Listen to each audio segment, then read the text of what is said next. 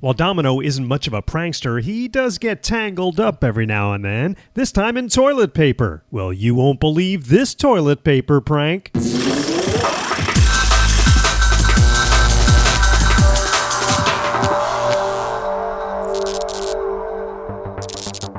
idea all started when I saw this Happy Thanksgiving card. Who gives cards for Thanksgiving? It's actually a recordable card. You press the button and talk. Don't be a turkey, eat one. And then it plays it back. Don't be a turkey, eat one. A voice recorder in a card. Perfect to hack. So let's get in there. I'll be using my little trusty X-Acto knife, and I'll start cutting away at this card. Now I'm going to be careful not to destroy the circuit inside because I don't really know exactly where it is. So getting in, I started tearing apart the paper, and voila! I found the circuit and the rest of the stuff. These things are usually stuck to the paper with hot glue, so using the X-Acto knife, I'll remove the little switch and peel the circuit board out, and then the speaker was attached with double-sided tape. This voice recorder consists of a small momentary switch that you press, and then you begin speaking. It'll record the audio, play the audio back through this speaker, and then here's the microphone that you talk into. And there's a small switch that when you open the card, it activates it. We'll be removing that in a little bit. Toilet paper really hasn't changed much over the years. It's pretty much the same and standard everywhere, as far as I know. And there's some kind of holder that goes through the cardboard roll and helps the toilet paper spin. So off to my hardware store where I found this sink tailpiece. It's larger than a standard toilet paper holder, which is exactly what we need. And to the sink tailpiece, I added two 1-inch PVC caps. These caps fit nice and snug inside the tailpiece. Now it's time to measure a standard toilet paper roll holder, and it's about 6 inches, which is average. So I'll make a little mark on my tailpiece, a little bit less than 6 inches, and then I'll use my hacksaw and cut that baby down. Adding the two end caps should bring this to just about the right size. So let's make some modifications to these caps. I'll be using 2 screws and some nuts.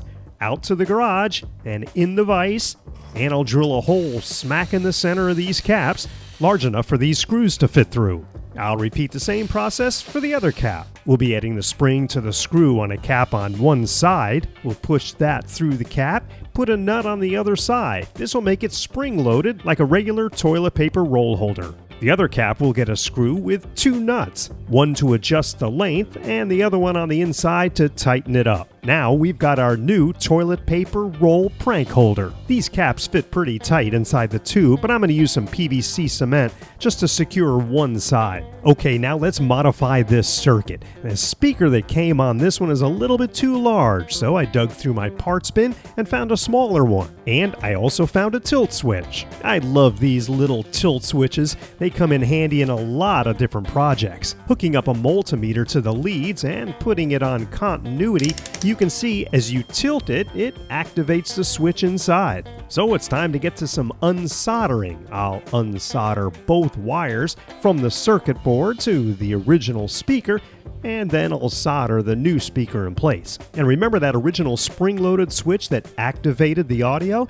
Well, I'm going to use a pair of snips to cut that rivet and remove that top piece. Then I'll tin both of those contacts, and I'll add the tilt switch where that original switch was. Now let's test it out. As I tilt the circuit, it activates the audio. Exactly what we want. Now, since everything is going to be inside of our new toilet paper roll holder, I'm going to use my Dremel and cut a large port in the tube. That way, we'll be able to hear the speaker when it activates. Now all we have to do is record something semi-clever on this little prank recorder. I toyed around with a few different ideas of what I could say.